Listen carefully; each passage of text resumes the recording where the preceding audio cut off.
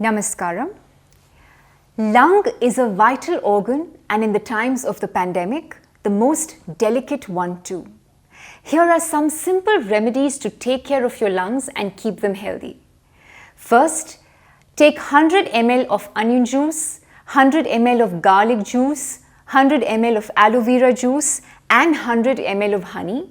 Mix them all together in a glass jar or earthen pot. Seal it and leave it for 21 days and consume about 5 to 10 milliliters on an empty stomach every day. This not only keeps the lungs healthy but also helps in getting relief from bronchial asthma. Yogic practices like Bhastrika Pranayam, Yogasanas, especially asanas such as Bhujangasana, Dhanurasana have seen to impact the lungs positively. We hope this has been helpful. Let us know in the comments below which topic you'd like for us to cover next. We'll see you soon. Pranam.